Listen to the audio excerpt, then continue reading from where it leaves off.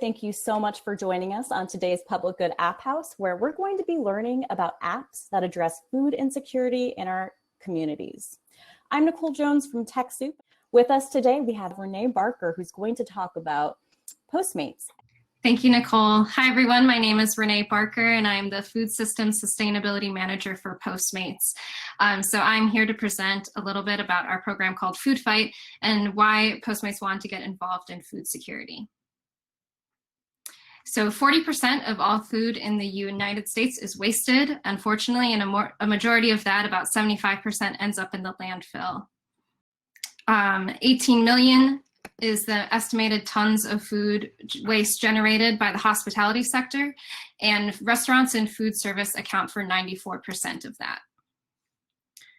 And of course, Nicole shared a lot of these stats at the beginning of the program, but 1 in 8 US households do not have enough food to eat.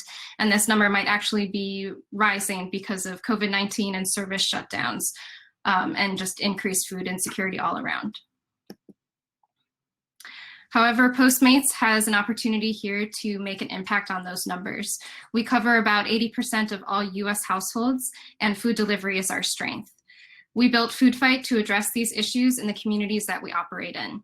It's a program from our Civic Labs department, which is our social justice and social impact department, where we focus on food systems sustainability, community engagement and disaster relief, and advancing diverse-owned businesses. FoodFight helps restaurants reduce waste while also helping people in their community. In speaking with our partner restaurants, we found that many wanted to do both those things, but needed help with the logistics side and where to actually start. So with FoodFight, we are primarily working with smaller donation sizes from a large variety of restaurants. This is a free program for both our partner restaurants and for the agencies that sign up to receive food. So how it works on the restaurant side, they all have Postmates tablets that they use to manage their orders and deliveries. So on that tablet, they have the option to request a FoodFight pickup. Once they press that button, a driver is called to come pick up and deliver the donation to a nearby agency.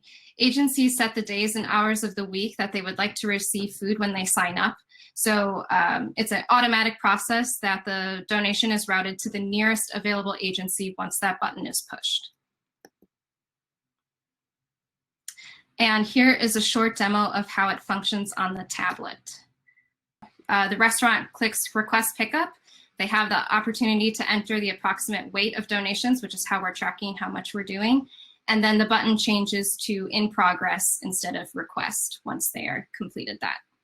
And then for the driver, the FoodFight pickup request looks the same as a normal pickup request on their apps.